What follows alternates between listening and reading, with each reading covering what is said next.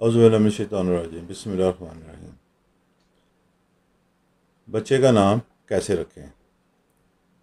औलाद हर इंसान को प्यारी होती है, सिर्फ़ इंसान को नहीं बल्कि आप जानवरों, चरिंद परिंद, हशरात जहाँ भी आप देखेंगे वहाँ पे आपको माँ बाप के लिए, औलाद के लिए ख़ास मोहब्बत महसूस होगी।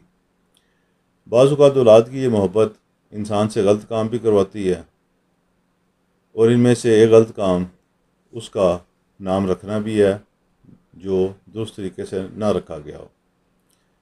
हमारे यहाँ नाम रखने के हवाले से लोगों की शऊरी हालत इतनी मजबूत नहीं है, और अगर उस दिन ज़लज़ला आया तो बच्चे का नाम ज़लज़ले के ऊपर रख लेंगे, और अगर उस दिन सैलाब आया तो बच्चे का नाम सैलाब पे रख लिया जाएगा। बच्चे का रंग अगर लाल रंग का है तो उसका नाम जो है वो लाल रख लिया जाएगा। तो ये सारी कफ़ीतें और ये सारे तरीक़ाकार नाम रखने के बिल्कुल गलत हैं।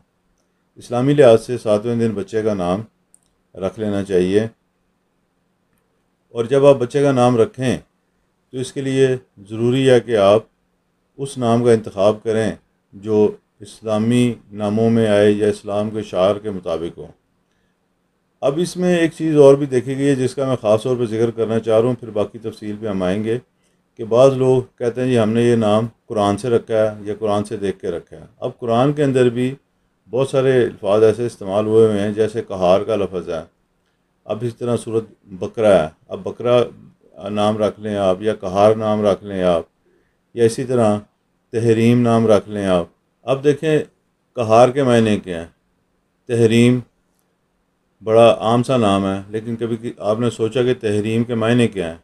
तहरीम के मायने हराम करने से हैं। तो अब जो आपने नाम रखा है, बच्चियों का ख़ास तौर पर यह नाम रखा जाता है, तो क्या नाम रखा गया है? तो जो अल्फाज कुरान के अंदर हैं वो सारे के सारे बच्चों के नाम रखने के लिए इस्तेमाल नहीं हो सकते। इसमें तफरीक करना बहुत ज़रूरी है कि आप कुरान से अच्छे अल्फाज और अच्छे इस्मा को लें। कुरान के अंदर बहुत सारे अम्बिया के नाम हैं, उन्हें लें। इसी तरह अल्लाह ताला के सिफ़ाती नाम हैं, उनसे नाम रखें। रसूल अल्लाह के बहुत से सिफ़ाती नाम हैं, उनसे नाम रखें। असहाब रसूल से नाम रखें।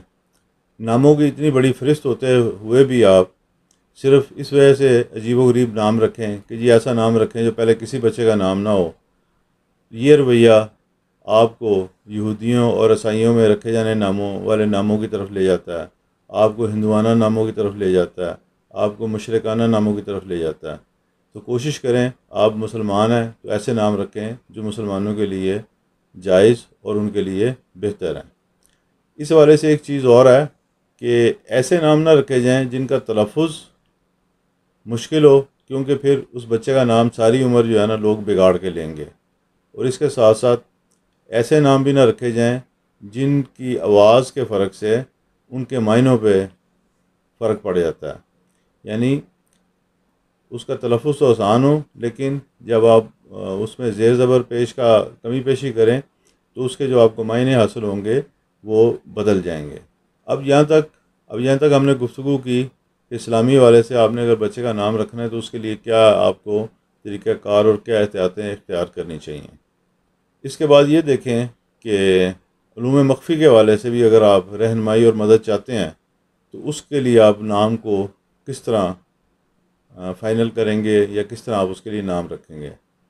हमारे यहाँ नाम रखते हुए ज़्यादातर लोग इल्म और अदात का सहारा लेते हैं और अदात की बुनियाद के ऊपर नाम रखा जाता है। उसका सादा सा तरीका है कि बच्चा जिस दिन पैदा हुआ होता है उस तारीख का मुफ़रद अदद लेकर नाम उसी मुफ़रद अदद से मुनासबत रखने वाले किसी नाम को बच्चे के लिए तजवीज़ कर दिया जाता है।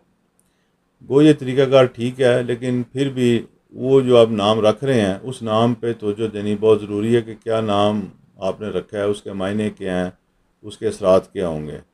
ये बहुत ज़रूरी है।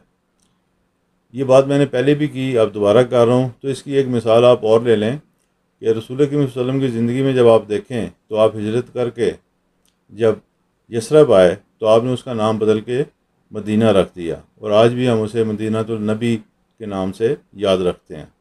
इसी तरह बहुत से असहाब रसूल के नाम आप सल्लल्लाहु अलैहि वसल्लम ने चेंज किए हैं, बहुत सी जगहों के नाम आप सल्लल्लाहु अलैहि वसल्लम ने चेंज किए हैं, जिनकी तफसील आपको हदीस की मुख्तलिफ़ कुतब में आसानी से मिल जाएगी। बहरहाल अदाद के बाद दूसरे तरीके की तरफ आते हैं और वो तरीका है इल्म नजूम का। अमूमन बच्चे का नाम रखते हुए इल्म नजूम की बजाय लोग इल्म अदाद का सहारा लेते हैं। उसकी एक बुनियादी वजह यह है कि इल्म अदाद से नाम रखना बहुत आसान और सादा तरीक़ाकार के तहत आता है, लेकिन जब आप नजूम से नाम रखते हैं तो उसके लिए आपको बच्चे की तारीख़ पैदाइश और उसके वक्त पैदाइश के हिसाब से देखना पड़ता है कि उसकी पैदाइश के वक्त आसमान पर कौन सा बुर्ज तुलू हो रहा था और उसके जायचे की कैफियत क्या थी। अब जब आप जायचा बनाते हैं तो उसके अंदर बहुत सारे कम्बिनेशन कवाकब के होते हैं, बुरूज के होते हैं, घरों के होते हैं, कवाकबी नज़रात होती हैं, इसी तरह कवाकबों का शर्फ हबूत होता है। जो सारी चीज़ें देखना एक मुस्तनद मुनज्जम के लिए ही मुमकिन है। आम आदमी या बुनियादी या इब्तदाई इल्म का हामिल कोई भी फ़र्द जायचे को दुरुस्त तरीके से नहीं पढ़ सकता। लेकिन अगर इल्मुल अदाद या इल्मुल सात या किसी भी और इल्म की निस्बत बच्चे का नाम रखने के लिए इल्मुल नजूम से मदद ली जाए, उसका जायचा बनवाया जाए और उस जायचे के तहत उसका नाम रखा जाए, तो ये सबसे बेहतर तरीका कार होगा। उम्मीद है कि आप दोनों अमूर को समझ गए होंगे कि इस्लामी हवाले से, रूहानी हवाले से आपने बच्चे का नाम किस तरह रखना है। और अगर आप उलूम मख्फ़ी की तरफ रुजू करते हैं तो फिर बच्चे का नाम रखने के लिए आपको जो सबसे मुस्तनद तरीक़ाकार है मेरे नज़दीक, वो उसकी जायचा साजी का है, उसके जन्म पत्री क्या है, उसके होरोस्कोप क्या है, वो आप किसी भी मुस्तनद आदमी से बनवाएं और उसके तहत उसका नाम रखवाएं।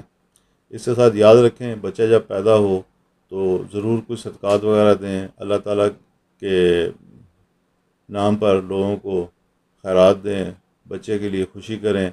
बेटी हो या बेटा हो, दोनों को एक जैसी नज़र से देखें। हमारे यहाँ बेटियों के हवाले से हिंदुआना कल्चर में रह रह के वो नज़रिया नहीं है जो हम बेटे को देख के जितना खुश होते हैं, बेटी को देख के इतना खुश नहीं होते। बहरहाल अल्लाह ताला हम सब के ऊपर अपनी रहमतें, बख्शिश और फजल नाजिल फरमाए और दीन और दुनिया में हमें कामयाब फरमाए। आमीन।